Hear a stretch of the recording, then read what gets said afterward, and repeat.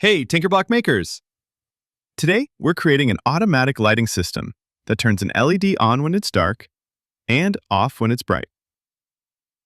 This is perfect for night lights, security systems, or any automatic lighting project.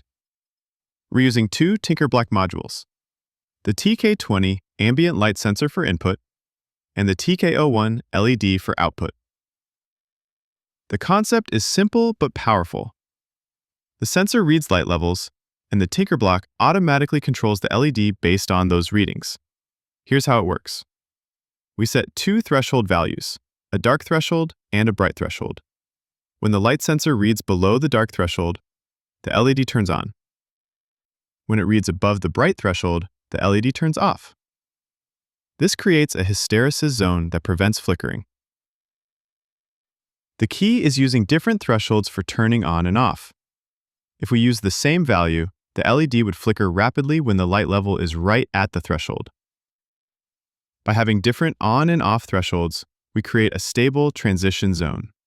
We also add smoothing to the sensor readings to reduce noise and prevent false triggers. The smoothing function takes the average of the last 5 readings, which eliminates fluctuations and gives you stable, reliable control.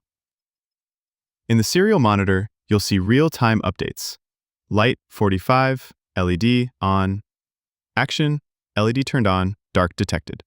This gives you complete insight into what the system is doing and why. The beauty of this system is its automation. Once you set it up, it works completely on its own. Cover the sensor, and the LED turns on. Expose it to bright light, and it turns off. No manual intervention needed. This is the foundation for so many smart home and automation projects. Once you can automatically control lighting based on ambient light, you can create automatic night lights, security systems, or smart displays that adjust based on lighting conditions. The TinkerBlock system makes this incredibly easy.